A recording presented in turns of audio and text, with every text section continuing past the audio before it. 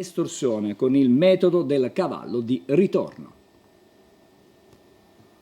Rubavano le auto per poi restituirle dietro pagamento di un'ingente somma di denaro, il cosiddetto cavallo di ritorno. Attività criminale diffusa a Catania, ma che questa volta è costata cara ad 8 persone accusate di furto aggravato ed estorsione. È l'esito dell'operazione di polizia ribattezzata Dusmet. Le indagini della squadra mobile di Catania hanno permesso di ricostruire numerosi episodi di furti di auto. Il sodalizio aveva incarichi ben precisi: chi rubava le macchine e chi si occupava della successiva fase, ovvero quella del riscatto, naturalmente dopo aver contattato il legittimo proprietario. In carcere sono finiti Salvatore Maugeri, 29 anni, Salvatore Venuto, 28 anni, Gianluca Bonaccorsi, 33 anni, Antonio Balsamo, 45 anni ed Antonino Santapaola, di 41, quest'ultimo già detenuto per altra causa.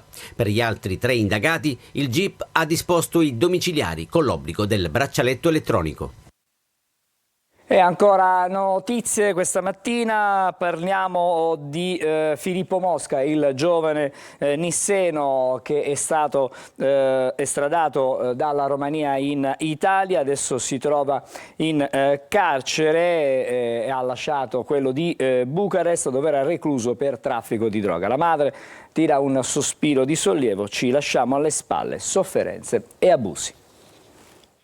È atterrato oggi in Italia dopo essere stato estradato dalla Romania il nisseno Filippo Mosca. Il giovane era detenuto nel carcere di Bucarest per importazione di sostanze stupefacenti. Si è conclusa positivamente dunque la battaglia legale portata avanti dalla famiglia di Filippo, che aveva denunciato le condizioni carcerarie definite disumane in cui il giovane era stato costretto a vivere, soprattutto nella prima fase della detenzione, quando era stato rinchiuso nel carcere di Costanza.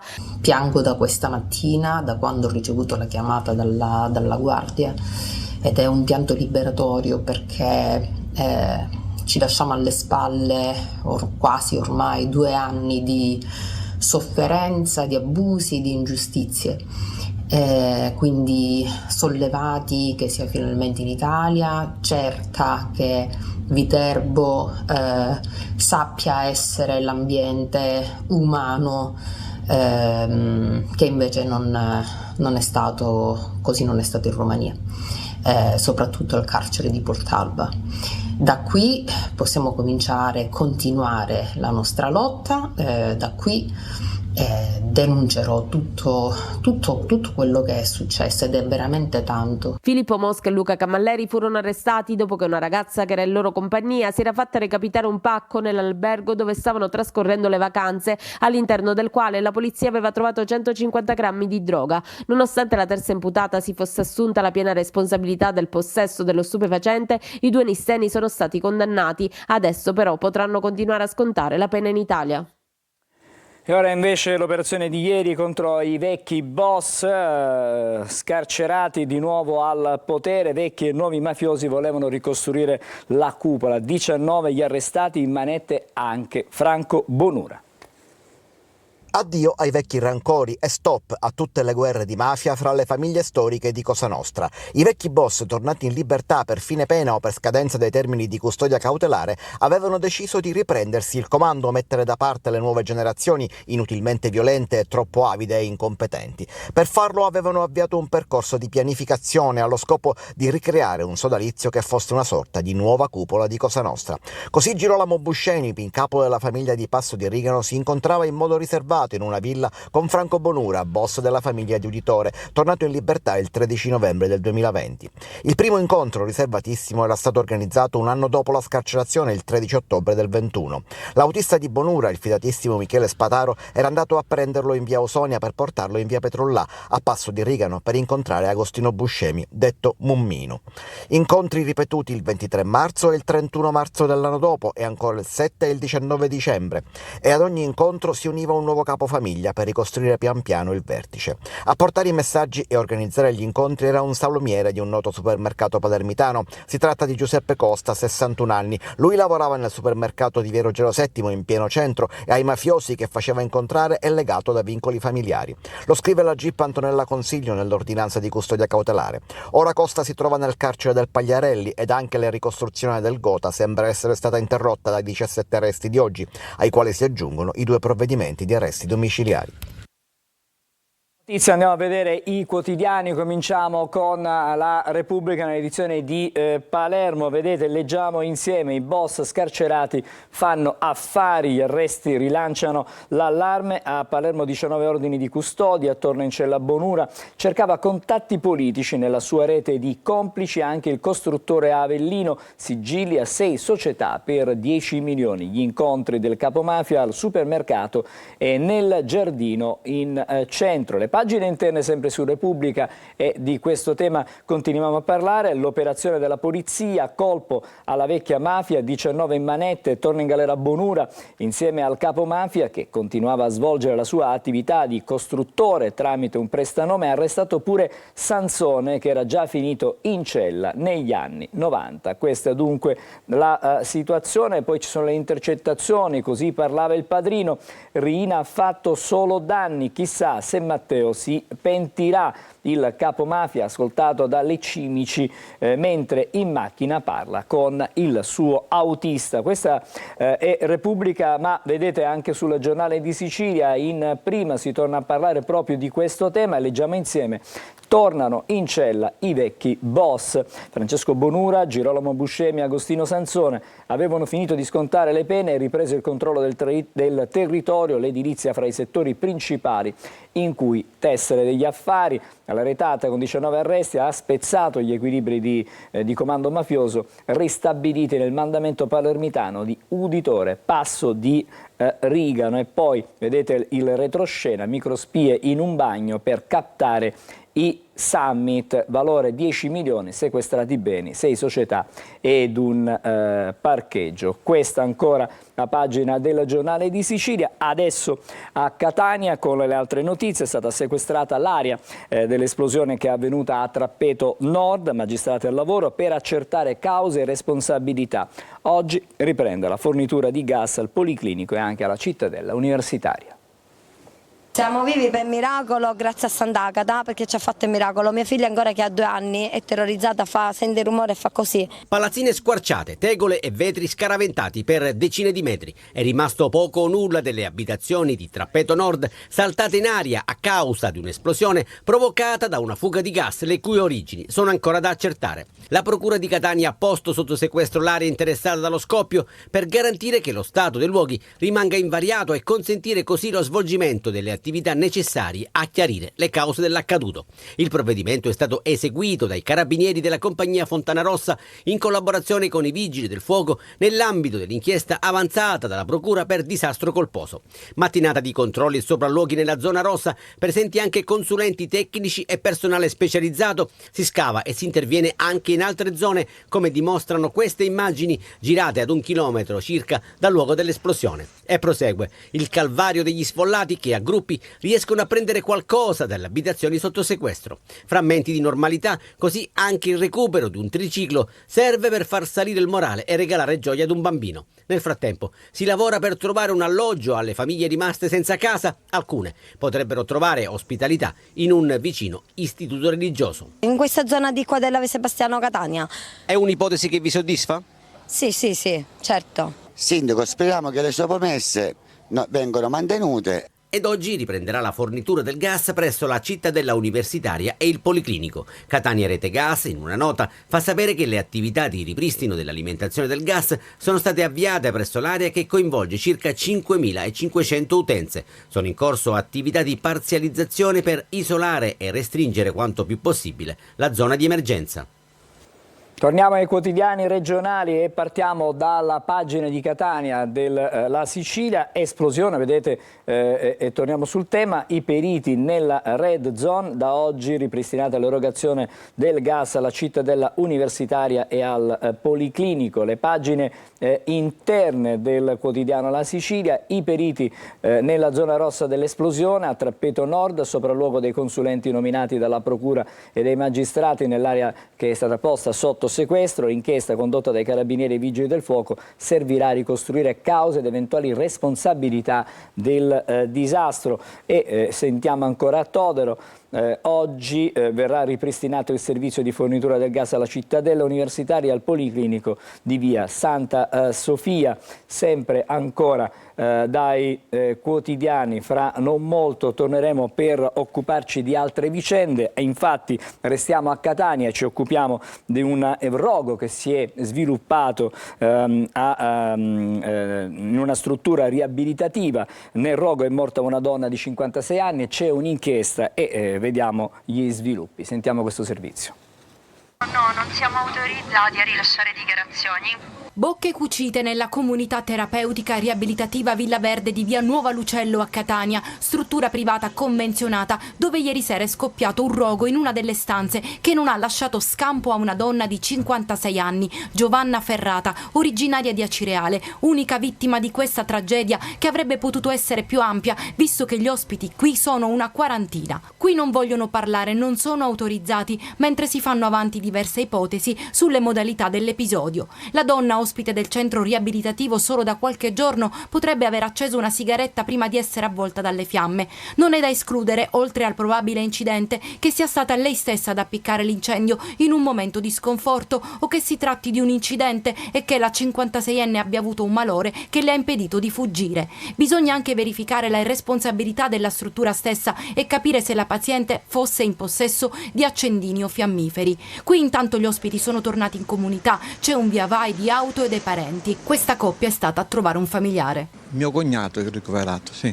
Cosa le ha raccontato? No, non l'ho fatto parlare perché è stato operato ieri e quindi è scosso. È stato lo stesso parente ad avvertirli dell'accaduto, dicono, mentre da parte della struttura nemmeno una telefonata. Ieri vi hanno informato di questo fatto, siete accorsi? Non sapevamo niente, abbiamo saputo stamattina. Perché appena mio cognato l'abbiamo portato a controllo, ci ha comunicato questo. Intanto proseguono le indagini dei carabinieri e la procura ha aperto un'inchiesta. Il medico legale procede con l'autopsia sul corpo della donna per stabilire le cause della morte, se sia stata bruciata dalle fiamme o se a ucciderla sia stato il fumo inalato. E su questo tema leggiamo ancora le pagine interne del quotidiano La Sicilia. Dietro il rogo fatale, forse una cicca di sigaretta. Ieri i PM titolari dell'inchiesta nella comunità dove è morta bruciata una 55enne, la firma di Laura Di Stefano.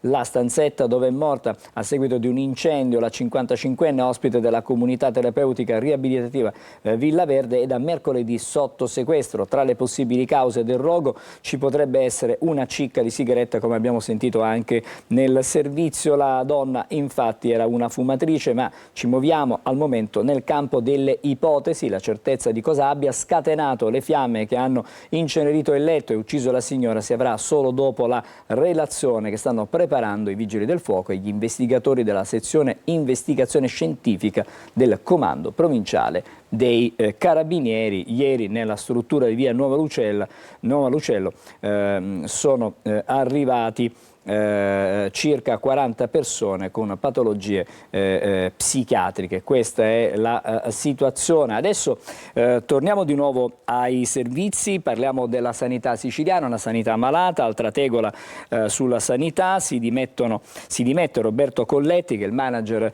degli ospedali Villa Sofia Cervello, mentre l'assessore Faraoni, il nuovo assessore alla sanità, parla di sistema sanitario in Sicilia in terapia intensiva. Nella lettera inviata al presidente della regione Renato Schifani indica come motivazioni della scelta questioni personali, ma i veri motivi che hanno portato alle dimissioni Roberto Colletti, direttore generale dell'azienda ospedaliera Villa Sofia Cervello di Palermo, sarebbero da ricercarsi nella bufera in corso sulla sanità siciliana. Circa 3 settimane fa si era dimesso il direttore sanitario della stessa azienda, Haroldo Gabriele Rizzo, e i casi di mala sanità che hanno interessato la loro azienda ospedaliera hanno fatto da detonatore. Il presidente Schifani, ricevute le dimissioni, ha ringraziato Colletti per il lavoro svolto in questi anni nel settore sanitario. Una nuova tegola dunque su un sistema sanitario siciliano in terapia intensiva, metafora utilizzata dal neo-assessore regionale alla sanità Daniela Faraoni parlando con i dirigenti generali. Questa mattina davanti alla Commissione Salute all'Ars la Faraoni ha reso le sue dichiarazioni programmatiche. Ho detto ai miei direttori generali che siamo in terapia terapia intensiva e non abbiamo molto tempo. Dunque, questo tempo dovrà essere utilizzato anche per il piano di rientro, che è una priorità del governo, e all'Assemblea regionale chiede un aiuto di valore e non di propaganda.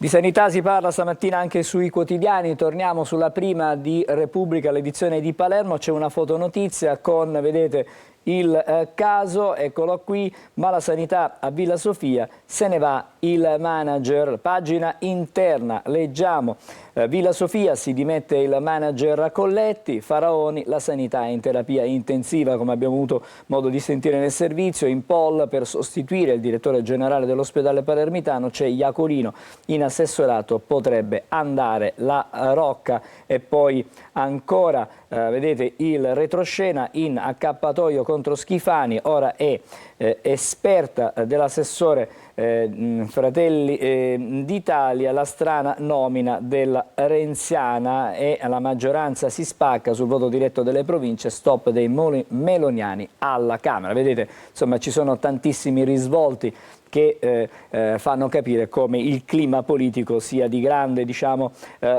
tensione. Poi sulla Gazzetta del Sud leggiamo, a proposito di sanità, l'allarme sanità in Sicilia, sistema pubblico in terapia intensiva ma non sarà subalterno, la neoassessore Faroni disegna un quadro preoccupante della situazione in tutta l'isola. Allora leggiamo ancora e approfondiamo, sono dirompenti le prime dichiarazioni pubbliche della nuova assessora regionale alla salute Daniela Faraoni. Ieri ha esposto il suo manifesto per denunciare la crisi del sistema sanitario regionale, rilevando davanti alla sesta commissione dell'ARS le zone d'ombra e i punti di debolezza, delineando le possibili contromisure per ridare slancio e dignità ad un servizio pubblico in terapia intensiva. Questo per chiudere il capitolo sanità. Adesso vediamo anche le altre prime pagine dei quotidiani siciliani. Siamo sulla Sicilia di Catania, vedete ad Enna, violenza sessuale sul minore, ex assessore regionale condannato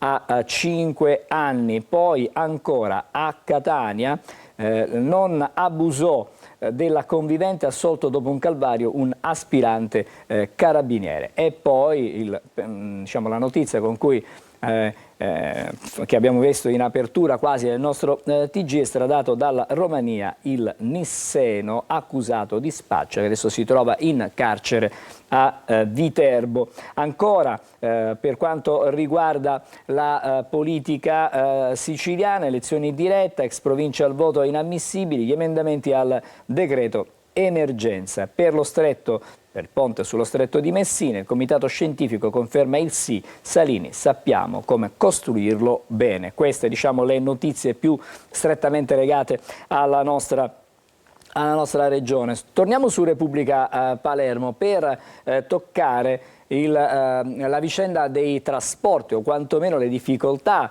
che si verificano a Palermo, perché troppi autobus sono praticamente presi di mira, e per l'appunto l'idea è quella di scortare questi bus con dei vigilantes, l'AMAT ai ripari contro le sassaiole. La notizia la vediamo anche nelle pagine interne, vedete, sassaiole contro i bus, l'AMAT corre ai ripari, ronde serali e vigilantes per garantire la sicurezza. 2 auto di vigilanza privata scortano le linee che percorrono le zone calde in cui ci sono stati gli assalti. Questa è la situazione che ha diciamo, disposto l'AMAT per venire incontro a quelle che sono davvero le difficoltà, anche non solo, diciamo, dei lavoratori, ma anche per chi utilizza gli autobus, dunque i fruitori. Adesso sempre dai quotidiani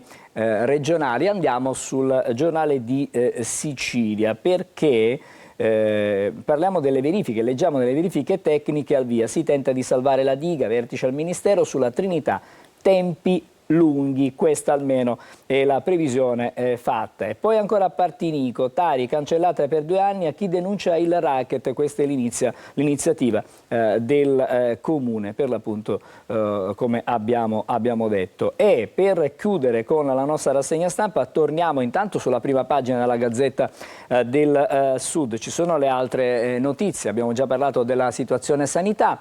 la giudiziaria inflitto l'ergastolo a Gullotti e Di Salvo, i 13 omicidi di Cosa Nostra barcellonesi negli anni 90, sono stati assolti per non avere commesso il fatto Carmelo Mastroeni, che è stato scarcerato, Stefano Genovese 30 anni a Isgro e a Miano. Poi ancora Messina, intercettato drone che era diretto al carcere di Gazzi. Pagina interna delle vicende che riguardano la città di Messina. Quasi 5 messinesi su 10 non pagano le bollette idriche. La fattura da 50.000 euro a un pensionato invalido per una casa disabitata. Queste sono praticamente le stranezze, i paradossi. Dall'azienda Meridionale Acque partiti 50.000 avvisi bonari, poi si passa ai pignoramenti. Diciamo che ci fermiamo almeno per il momento qui con la rassegna stampa, almeno per quanto riguarda le notizie regionali. Fra poco ci occuperemo invece dei fatti nazionali e internazionali con i quotidiani diciamo a tiratura nazionale. Adesso invece andiamo a vedere qual è la situazione traffico questa mattina sulle strade di competenza della Polstrada, il compartimento quello della Sicilia orientale. Ci colleghiamo con Giuseppe Arena, l'assistente capo Giuseppe Arena, che si trova a Giardini Naxos. Buongiorno. Buongiorno direttore, buongiorno ai telespettatori. Oggi non segnaliamo particolari criticità sulla rete autostradale della Sicilia orientale. Comunichiamo che lo svincolo di Acireale di direzione Catania anche oggi rimarrà chiuso. Abbiamo traffico intenso sulla tangenziale di Catania direzione sud e sulla A18 DIR, la tangenziale direzione Catania centro città. Per quanto riguarda l'A19 persiste la chiusura dello svincolo di Enna e quindi per chi proviene da Catania l'uscita consigliata è sempre lo svincolo di Mulinello o di Taino. Per quanto riguarda la statale 192, la Valle del Dittaino, per i lavori di demolizione del ponte di Taino si consigliano ovviamente dei percorsi alternativi. Fortunatamente per oggi non si segnalano particolari criticità, quindi auguriamo buon viaggio e massima prudenza alla guida. Buona giornata. Grazie allora all'assistente capo Giuseppe Arena da Giardini Naxos per la Polstrada, compartimento Sicilia orientale. Adesso, come ogni mattina, apriamo le nostre telecamere, diamo uno sguardo alla viabilità sulla città di Catania. Stamattina in particolare ci concentriamo sul Tondo Gioielli, dove la situazione è piuttosto complicata perché c'è molto traffico, c'è molto rallentamento. Vedete, il traffico è congestionato in direzione diciamo Mister Bianco verso il Policlinico, le auto sono ferme in quella direzione, si va invece a rilento in direzione Ognina, quindi oggi è una giornata, almeno per quello che ci mostrano le nostre telecamere, particolarmente diciamo complicata sul fronte della viabilità. Comunque l'orario certamente è quello di punta, è inevitabile che ci siano questi ingorghi. Adesso ci fermiamo, una breve sosta, perché subito dopo ci ritroviamo, stavolta per la lettura dei quotidiani, quelli nazionali, i fatti che arrivano non solo dall'Italia ma anche dal resto del mondo.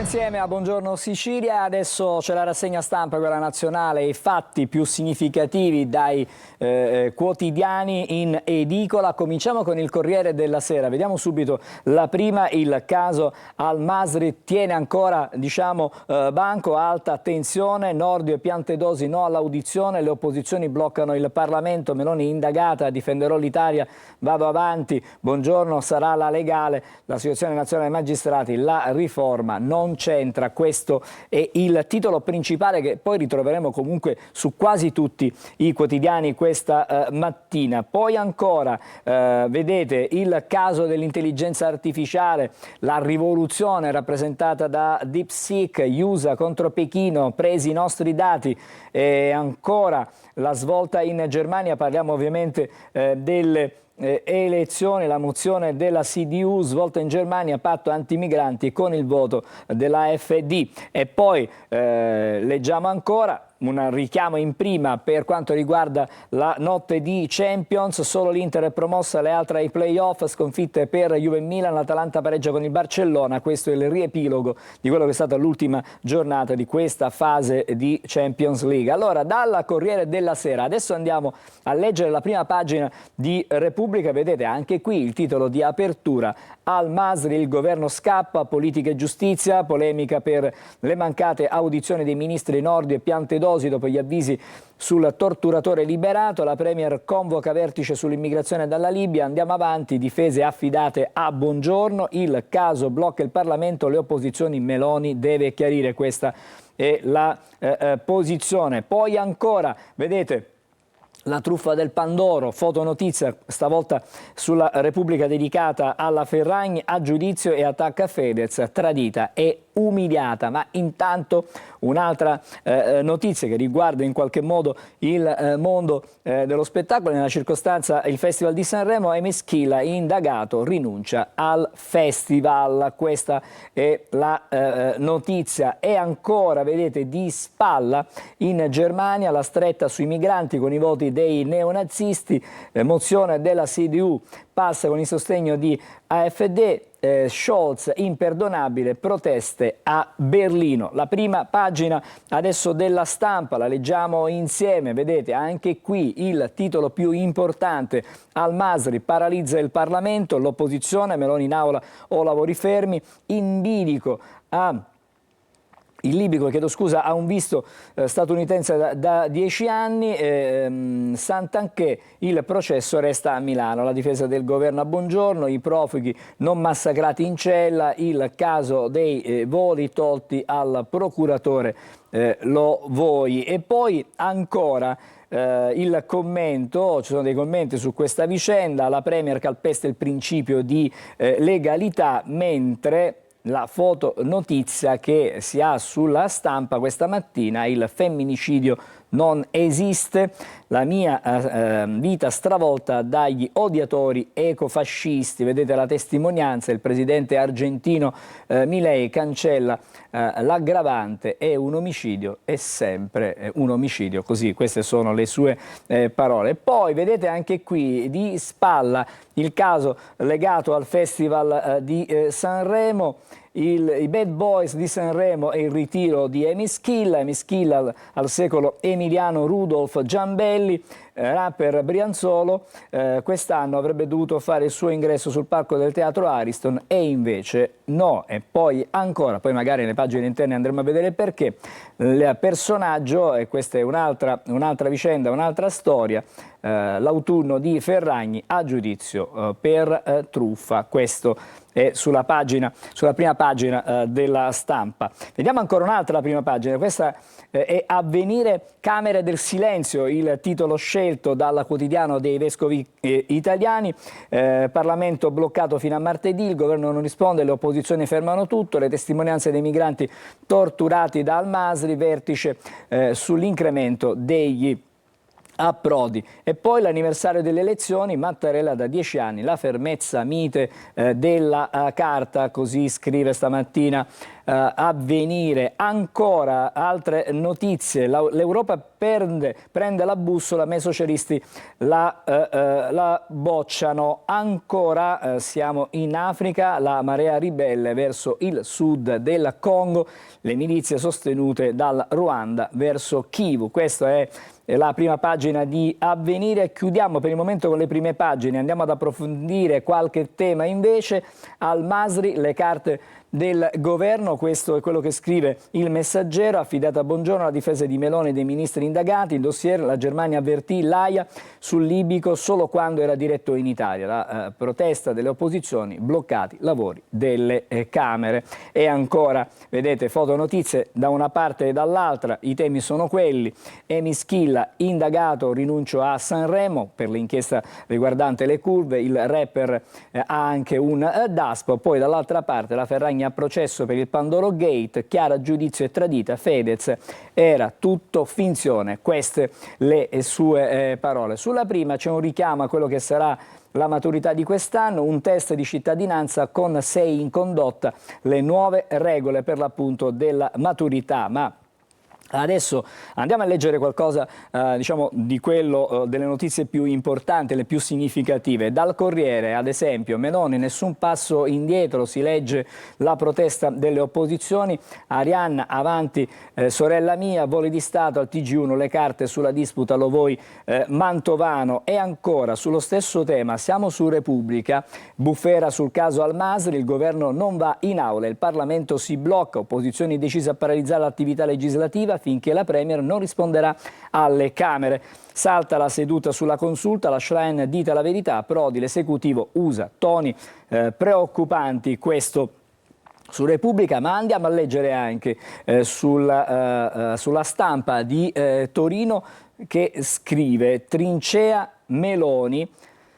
Il caso Al Masri blocca il Parlamento, la leader indagata tira dritto, va davanti a difesa dell'Italia, buongiorno sarà la legale dei ministri, basta attacchi ai PM, timori del Colle, Schlein, Ciriani in aula, non basta, questa è la presa di posizione. Poi ancora, abbiamo visto sulla prima pagina di Repubblica, ma anche su altri quotidiani, leggiamo i 10 anni al Quirinale di Mattarella, un record di permanenza con la gestione di 3 crisi, l'idea di uno Stato comunità e la sintonia con gli italiani. Questa è la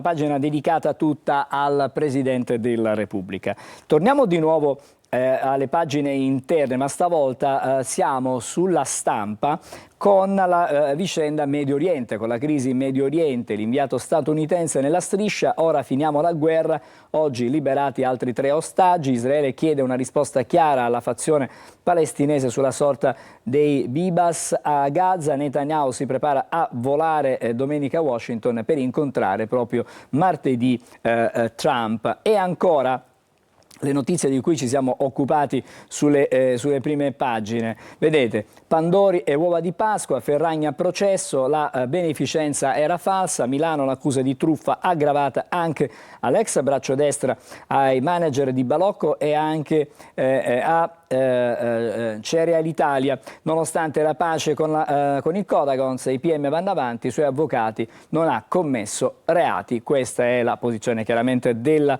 difesa. Lo stesso tema lo vediamo anche sulle pagine interne del Corriere, truffa aggravata, Ferragni a giudizio, il caso dei Pandori e delle uova pasquali, la decisione della procura, la difesa non ha commesso errori. E poi sempre dalle pagine interne, vedete, si torna a parlare della maturità. Lo abbiamo visto sulla prima del Messaggero, leggiamo adesso invece dalle pagine del Corriere. La maturità con l'ostacolo della condotta, tesina extra per chi ha 6 in comportamento.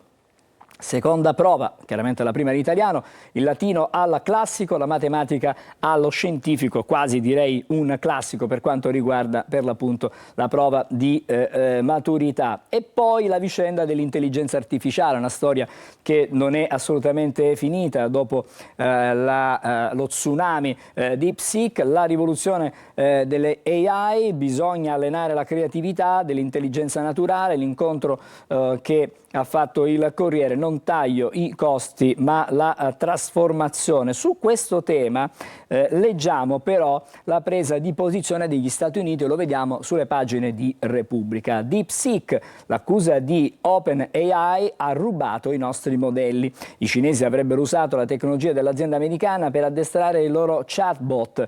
Anche Alibaba lancia il suo algoritmo, la Casa Bianca nuova stretta alle esportazioni di chip. Questo è quello che scrive stamattina Repubblica. E poi ancora, visto che ne abbiamo visto in prima pagina, abbiamo trattato già di Chiara Ferragni, vediamo Amy Schilla travolto dall'inchiesta Ultra, costretto a rinunciare a Sanremo, e leggiamo ancora Conti rammaricato, ma comprendo, il cantante indagato non sarà sostituito, quindi ci sarà un big in meno al prossimo Festival di Sanremo. Stessa notizia, stesso tema anche sulle pagine interne della Stampa di Torino, vedete Amy Schilla passo indietro. Leggiamo: l'artista indagato nell'inchiesta sugli ultra milanesi si ritira da Sanremo, ancora spero in futuro di portare la mia canzone, parlare solo di quella e di divertirmi. Queste sono le parole per l'appunto del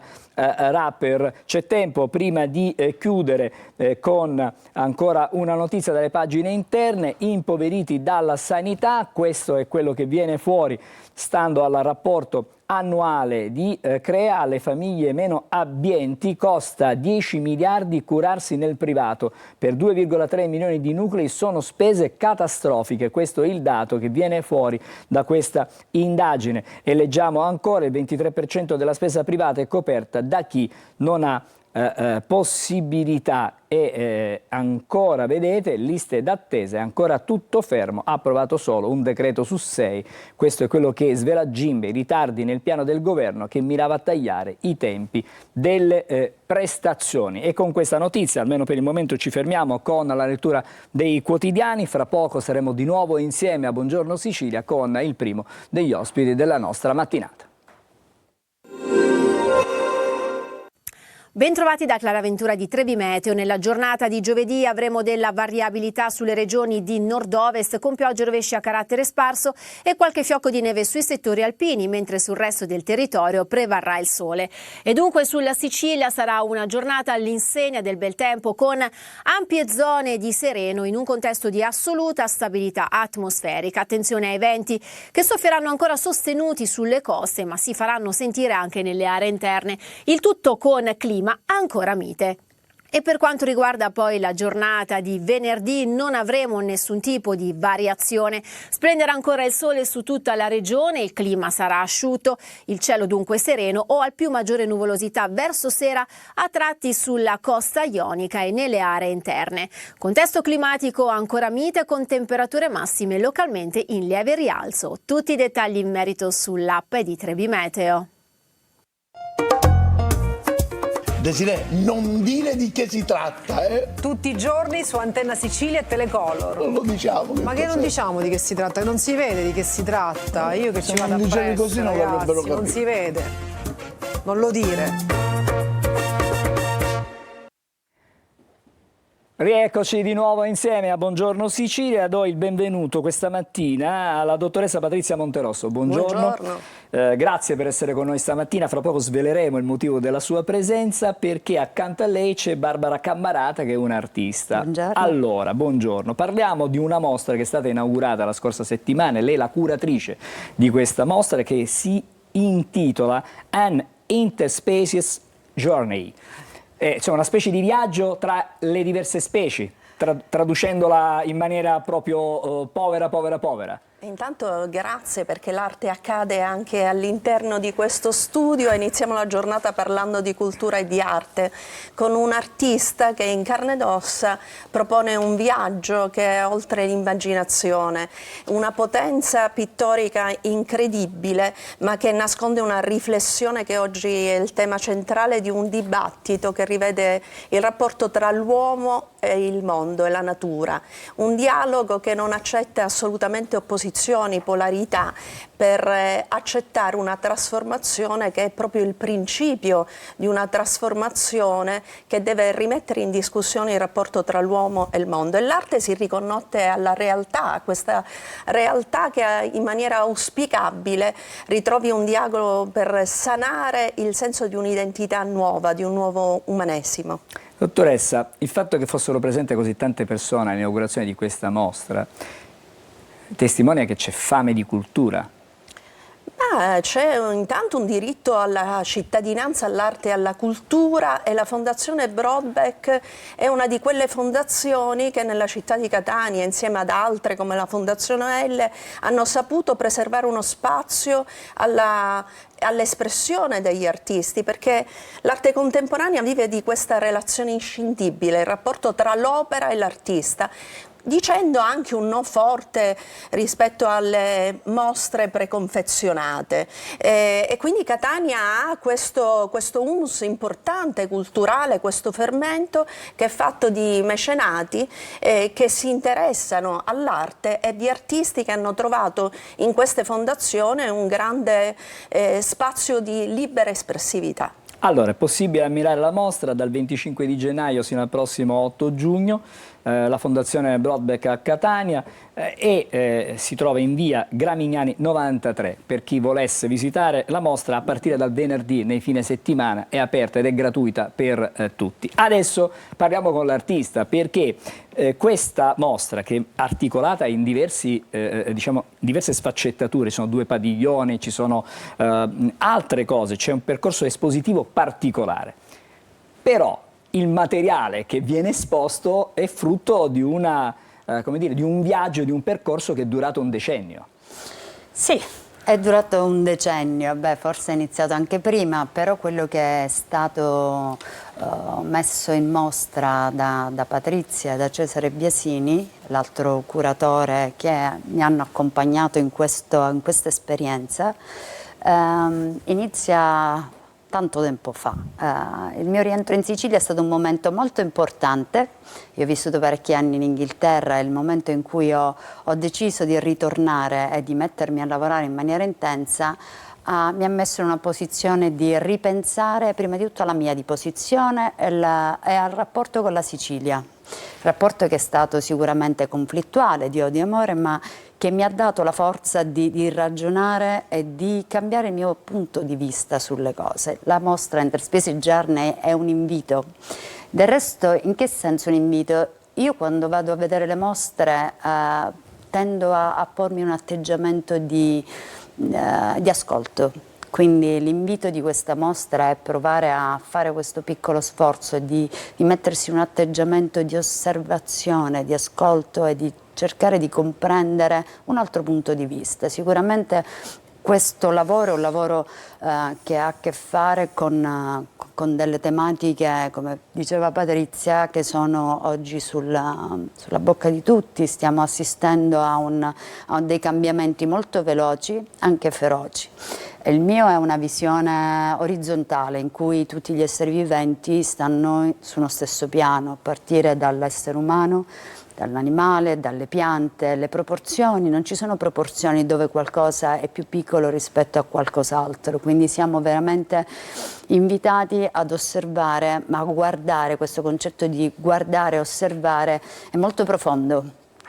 Quindi non bisogna avere paura di quello che è diverso dall'essere umano, ma in qualche modo bisogna accoglierlo, bisogna essere parte integranti di una cosa unica.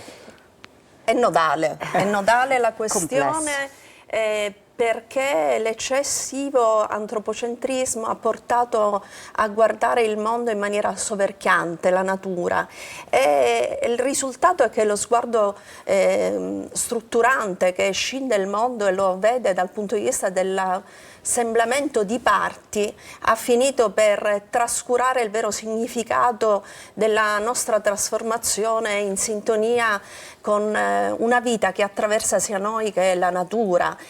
La catastrofe e i dati che danno rispetto a questa polarità, a questa estraneità dell'uomo alla natura, rispetto alla natura, sono sotto gli occhi di tutti. Riconnettersi significa ritrovare il principio di una vita che attraversa sia noi la natura in una metamorfosi continua. È emblematico, devo dire, in questa teoria di un nuovo umanesimo importante ed è evidente quando noi parliamo della trasformazione del bruco e della farfalla, uno stesso principio che dà vita a una metamorfosi in cui il mondo non è più uno spazio, ma è una dimensione in cui tutti siamo attraversati da un principio di rinascita continua. continua. Non è una banalità, perché le conseguenze dal punto di vista anche sociologico, antropologico sono grandissime, sono enormi. Il co-curatore della mostra, Cesare Biasini Selvaggi, ha saputo cogliere in una dimensione che è anche internazionale l'espressione artistica di Barbara. Di questo noi lo ringraziamo, perché il punto di vista degli altri per noi è fondamentale. Il punto di vista comunque è fondamentale per accogliere anche le diversità, in questo senso. È fondamentale avere questa possibilità di, non dico soltanto criticare, ma avere la capacità di osservare e fare proprie le cose che ci circondano. E immagino che in questo percorso che si snoda fra 2 padiglioni, ma ci sono 60 dipinti, ci sono 6 sculture tessili. A proposito, chiedo all'artista, le sculture tessili cosa sono? Come si fanno le sculture tessili?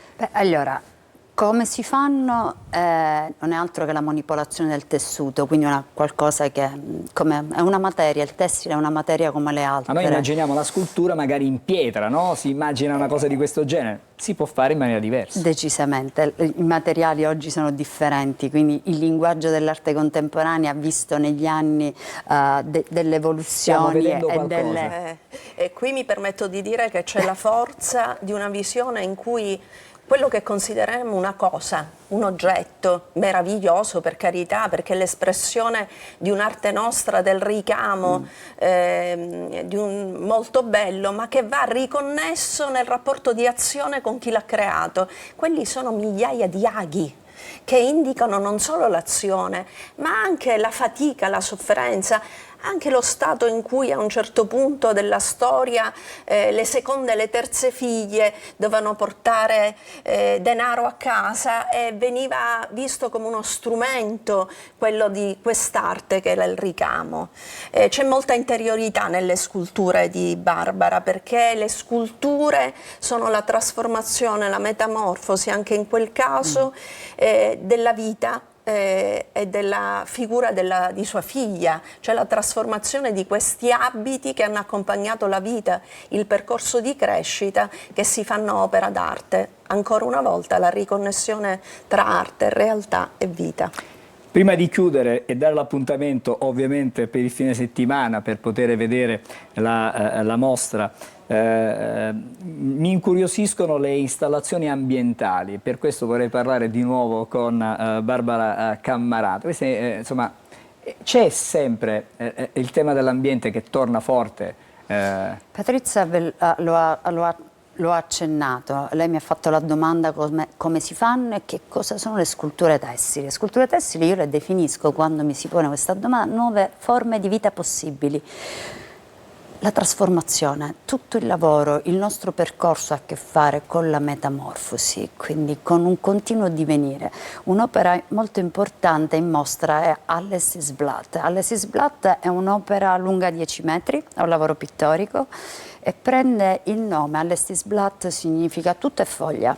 Fa riferimento a Goethe, al suo lungo viaggio, alla sua permanenza in Sicilia, alle sue riflessioni e ai suoi studi. Goethe a un certo punto della sua vita sostiene che tutto è comprensibile osservando una foglia, il divenire delle cose, quindi il suo nascere, il suo trasformarsi è un continuo cerchio, quindi è una continua metamorfosi. Basta osservare e forse occorre appropriarsi del tempo per poter osservare, imparare ad osservare. Allora, ci sarà tempo per poter osservare, vedere da vicino questa mostra, che questo viaggio tra le specie, io mi sono permesso di tradurlo in maniera molto semplice per magari chi ci sta seguendo da casa, e devo ringraziare Patrizia Monterosso che è la curatrice della mostra, Barbara Cammarata che è l'artista. Dal 25 di gennaio c'è stata l'inaugurazione, sino all'8 giugno la Fondazione Brodbeck di Catania,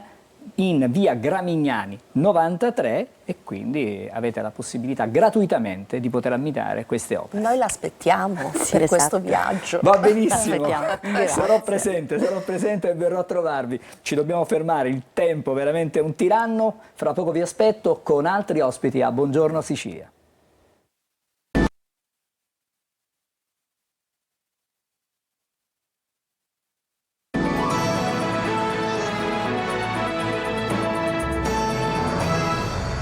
nuovo insieme a Buongiorno Sicilia, con me in studio c'è Rosario Scandurra, buongiorno. Buongiorno direttore. E il presidente della Fondazione Sant'Agate. Allora, parliamo del premio Luigi Maina. Prima di parlare del premio Luigi Maina vorrei parlare di Luigi Maina, una persona splendida, una grande persona che ha dato la sua vita, dobbiamo dirlo, sia alla festa di Sant'Agata, ma alla città di Catania. Alla città di Catania proprio in generale. Ha lasciato il segno. Il commendatore non per niente Maina. C'è anche un premio. Sì, infatti appunto il premio è il segnale, purtroppo a volte in una Sicilia che ha la memoria corta. Ma che cosa rappresenta questo premio per chi ha conosciuto Luigi Maina?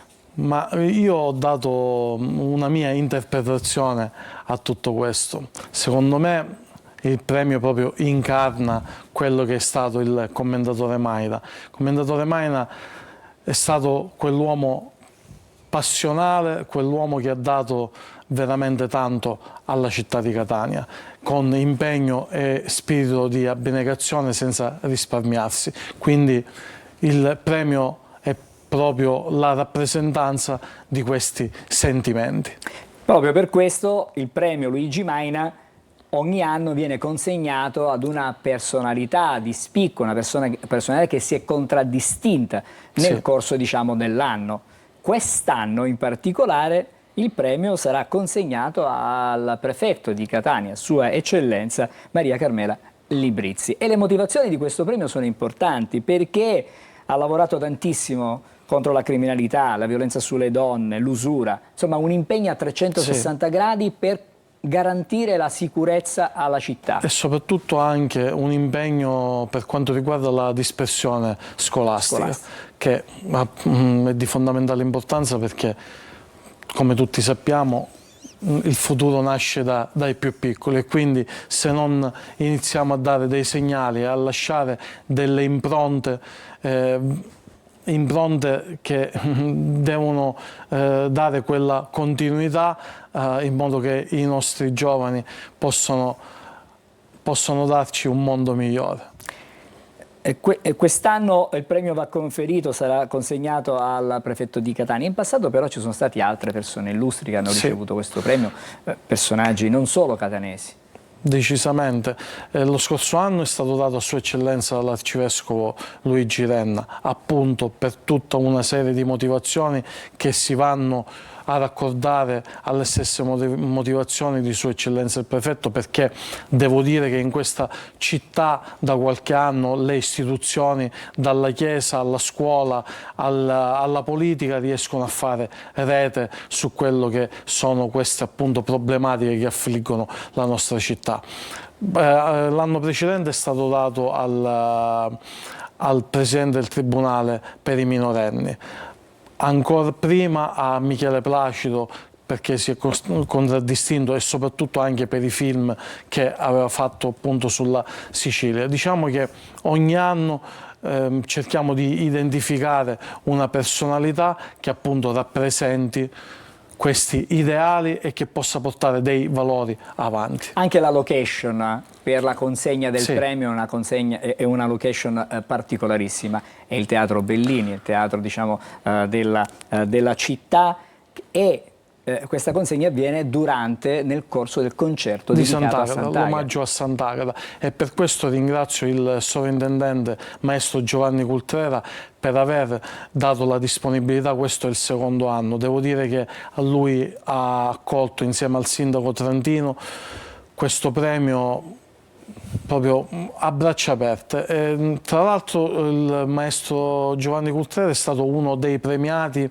che ha ricevuto il premio Luigi Maina qualche anno fa, quindi diciamo che ha dato una disponibilità per poter usufruire del teatro, che per noi è una grande gioia. Diciamo che ha istituzionalizzato all'interno delle festività di Sant'Agata il premio Luigi Maina, che sarà consegnato il 1° di febbraio. Prima alle ore 20:30. Alle 20:30, quindi ci sarà questa cerimonia. La curiosità, stamattina una curiosità, perché il premio, questa tavoletta che viene consegnata è una tavoletta particolarissima, che viene realizzata da un maestro orafo. Da Ugo Longobardo, il nostro maestro. E tra l'altro è un pezzo unico perché è tutta in argento ed è realizzata proprio a mano, ed è la tavoletta che Sant'Agata tiene sulla mano sinistra, viene riprodotta tutta in argento. Quindi è un pezzo unico, raro praticamente. Raro, sì. Insieme al premio quest'anno ci sarà una novità. Una novità sono 3 riconoscimenti che daremo alle forze dell'ordine, e quest'anno premieremo il generale della Guardia di Finanza Raimondo. Nel mondo del giornalismo premieremo Lucio Di Mauro, nonché è appena eletto presidente dell'Unione Cattolica Giornalisti, e poi a Carmelo Carpolingua, che è il presidente di una associazione che si occupa di autismo e ragazzi Down. In qualche modo c'è sempre un legame. Certo. A chi, diciamo, riceve poi i riconoscimenti. Sì, sì, abbiamo cercato di creare questa, appunto, come le dicevo poc'anzi, questa rete che va dal sociale alla cultura e all'arte, diciamo il motore che domani ci potrà dare un futuro migliore. Come ci si approccia alla festa di Sant'Agata, visto che ormai i festeggiamenti agatini sono prossimi? Certo, la consegna del premio Maina nell'immaginario collettivo è un momento importante, perché sì, abbiamo già detto prima che il commendatore è stata l'anima davvero di questa festa, grande cerimoniere della festa di Sant'Agata. Una grande emozione, la festa di Sant'Agata è sempre una grande emozione, e appunto rivivendola sulla persona del commendatore Maina diventa ancora più emozionante, perché il commendatore Maina viene riconosciuto come l'anima della festa di Sant'Agata, come il cerimoniere del Comune di Catania, ma ci tengo a precisare che il commendatore Maina ha dato tantissimo alla città di Catania, a partire dal Palazzo di Città.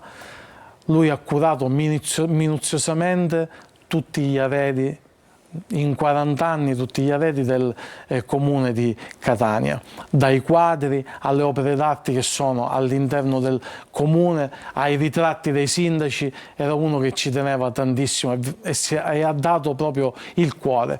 Ma non solo, all'interno del comune di Catania dovete sapere che c'è una bacheca che è ben custodita, tra l'altro, dove ci sono dei cimeli importantissimi, e sono tutti i regali che ha ricevuto il commendatore Maina negli anni.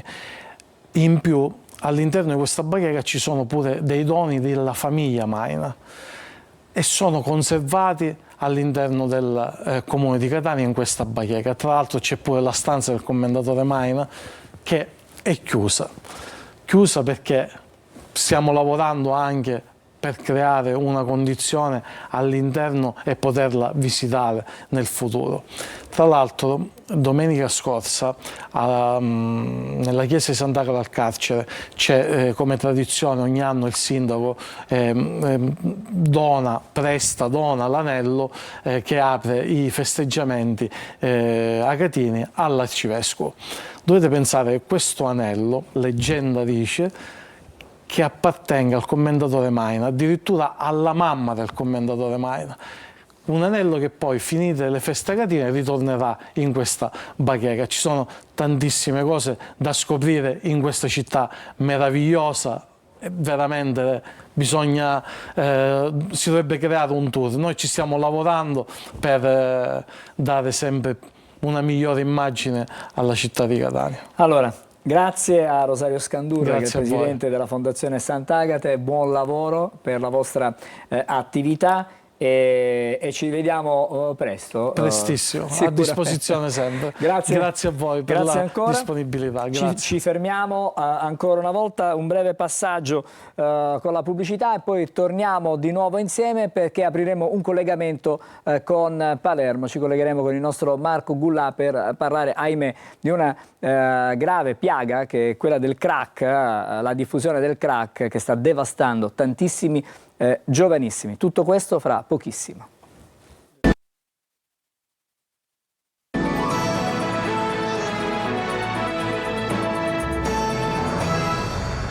Torniamo insieme per Buongiorno Sicilia, come anticipato adesso andiamo a Palermo, per noi c'è Marco Gullà, buongiorno, stamattina con te parliamo di questo dramma che è rappresentato dalla diffusione della crack, che è questa nuova droga sintetica, ma so e vedo che hai un ospite, quindi gira a te la linea. Buongiorno Angelo, sì, sono in compagnia di Nino Rocca dell'associazione Casa di Giulio. Alle nostre spalle c'è il Tribunale di Palermo. Non a caso abbiamo individuato e scelto questo posto dove appunto fare oggi il collegamento, e poi ce lo dirà Nino Rocca il perché. Però intanto io direi di iniziare subito con questa emergenza. Noi nei nostri telegiornali, Nino, abbiamo raccontato, abbiamo anche ascoltato delle tue rivelazioni alquanto significative e soprattutto anche inquietanti. Partiamo proprio dall'emergenza crack, che al di là della lotta che state facendo comunque ancora persiste, soprattutto in determinati quartieri come Ballarò. Ecco, il crack è un'impresa criminale che funziona purtroppo molto bene, tanto che dai dati che noi abbiamo la domanda è superiore all'offerta e quindi è un fiume di denaro che sta andando nelle tasche della droga, e il prezzo che viene pagato dalle vittime, i tossicodipendenti e dalle famiglie è altissimo. Questo mercato della morte bisogna bloccarlo. Bisogna bloccarlo o comunque intervenire perché diminuisca la domanda, e per fare questo abbiamo pensato che occorre un approccio diverso. Questo approccio noi lo abbiamo pensato innanzitutto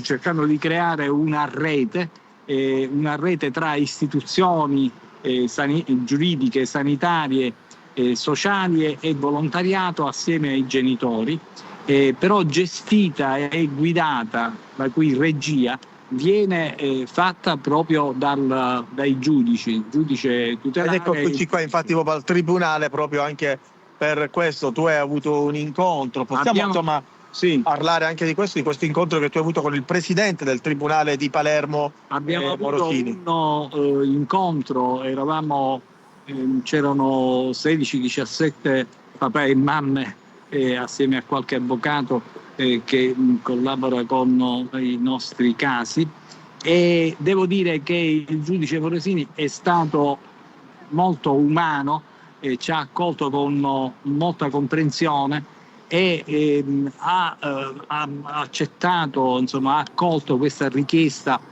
con molta attenzione.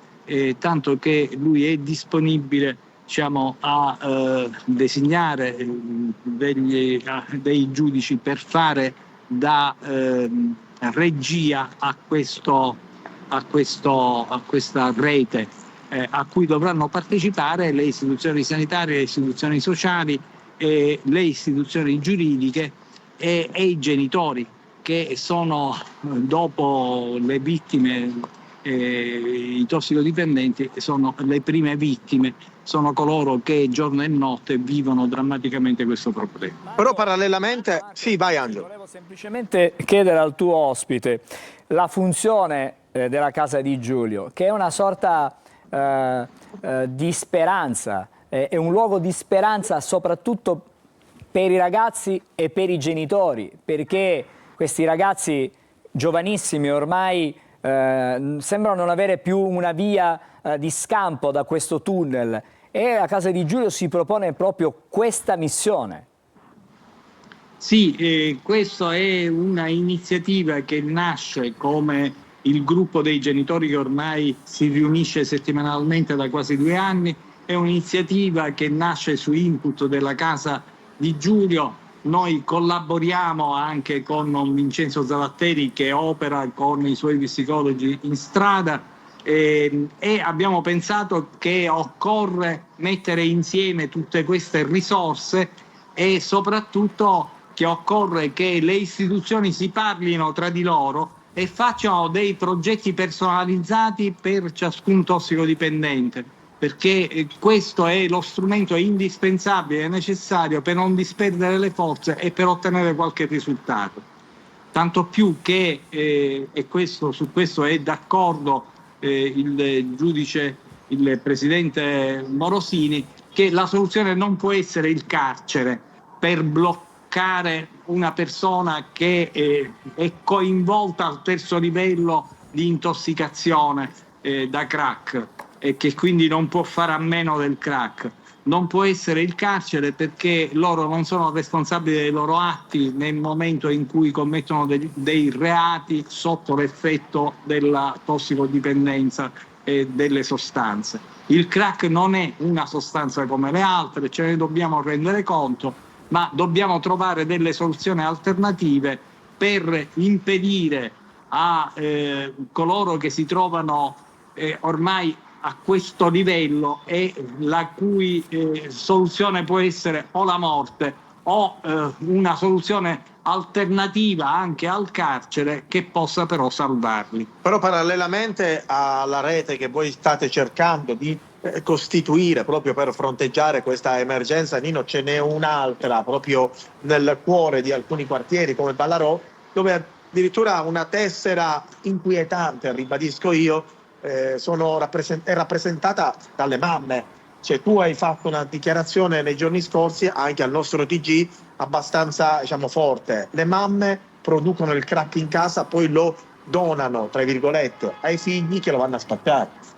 Purtroppo questa è una nuova realtà, perché il crack è una droga semisintetica che si fa a casa e alcune famiglie legate alla mafia hanno pensato di fare loro a casa il crack con gli scarti di cocaina cucinato con ammoniaca e bicarbonato di sodio, e poi ci mettono tante altre schifezze, e hanno chiesto ai loro figli ancora adolescenti, insomma, che vanno alla scuola media, di rinunciare ad andare a scuola per mettersi alla loro scuola, alla scuola dello spaccio.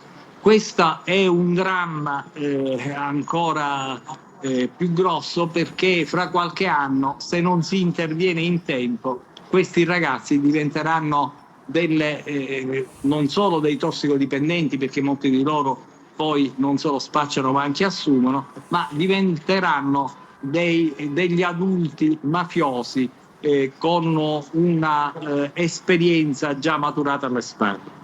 Angelo.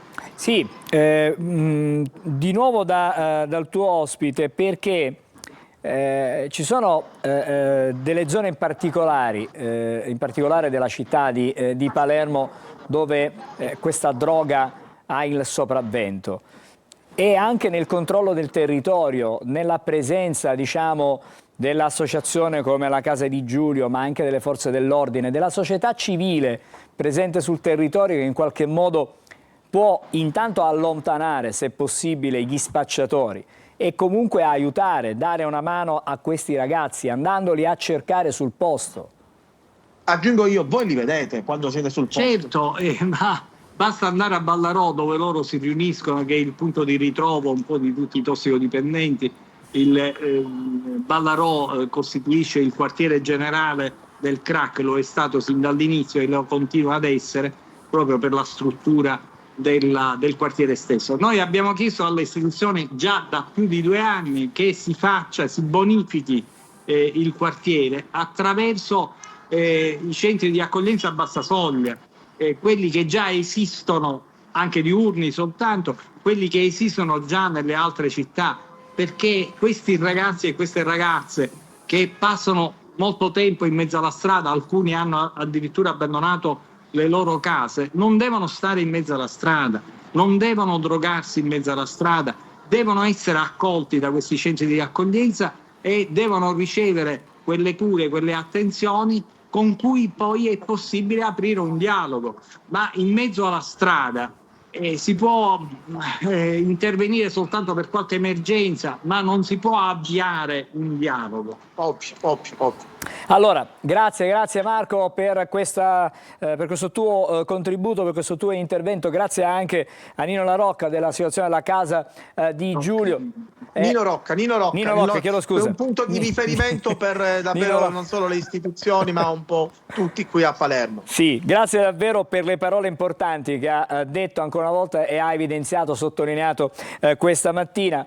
Che dire, buon lavoro, so che è un lavoro faticoso, complicato, difficile, qualcuno si potrebbe scoraggiare davanti a questo problema così grande, però quando ci sono persone di buona volontà come Nino Rocca, che aggrega attorno a lui altre persone di buona volontà che hanno voglia di aiutare gli altri, i risultati poi alla fine arrivano. Buon lavoro a Marco, buon lavoro a Nino Rocca. Grazie a voi. E grazie per questo collegamento. Adesso, come ogni mattina, noi ci fermiamo per delle pillole di almanacco e poi torneremo ai quotidiani con alcune altre prime pagine e poi un appendice anche di calciomercato. Il 30 gennaio di ogni anno si celebra la giornata scolastica della non violenza e della pace. La scelta della data del 30 gennaio coincide con l'anniversario dell'omicidio di uno dei più grandi difensori della non violenza, della giustizia e della tolleranza tra i popoli, Mahatma Gandhi, leader nazionale e spirituale dell'India. Dal 1993, anno in cui l'ONU riconosce questa celebrazione, scuole ed istituti educativi di tutto il mondo organizzano diverse iniziative con narrazioni, canti e ricerche sul tema per far avvicinare anche i più piccoli. Ma esistono davvero le armi laser come quelle che si vedono nei film? Ma prima di tutto, come possiamo definire un laser? Il laser è un fascio di luce molto intenso. Potremmo provare a visualizzare questo fascio che, anziché aprirsi ad ombrello, come la luce che proviene dalle lampade che abbiamo in casa, ha una direzione ben precisa che gli permette di raggiungere altissime potenze. Quindi, in linea di principio, la risposta è sì. I laser sono capaci di tagliare tessuti e superfici, ma non preoccupatevi perché anche in questo caso la scienza è riuscita a trovarne un'applicazione positiva ed è quella dei bisturi laser utilizzati in chirurgia per interventi veloci, precisi e sicuri.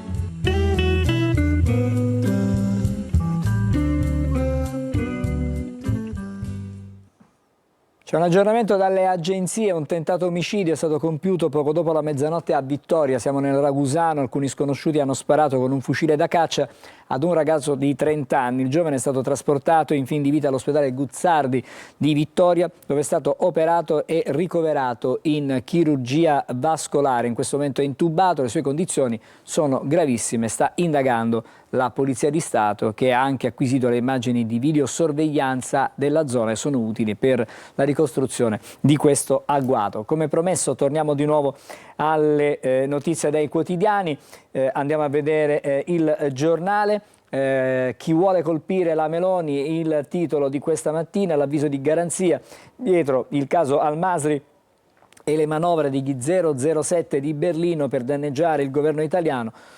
Troppe influente sulla scena internazionale. La sinistra blocca intanto il Parlamento, questo sul giornale. Vediamo invece il Fatto Quotidiano e leggiamo: i ministri indagati litigano e chiudono il Parlamento. Questo è il titolo che si riferisce al caso Al Masri, per l'appunto sul Fatto Quotidiano. Ancora una prima pagina, stavolta Libero, eccolo qui, dietro l'inchiesta sull'esecutivo, lo strano caso della toga volante. Mantovano ha bloccato le richieste di volo di Stato del procuratore di Roma Lovoi, lui ha fatto ricorso al capo dello Stato, ogni viaggio per Palermo gli costa 13.000 euro. Ecco le prove dei magheggi della Corte dell'Aia sul mandato di cattura ad Al Masri, quindi è una storia che ancora va avanti. Vediamo anche il titolo del manifesto, eccola qui, la foto notizia come sempre,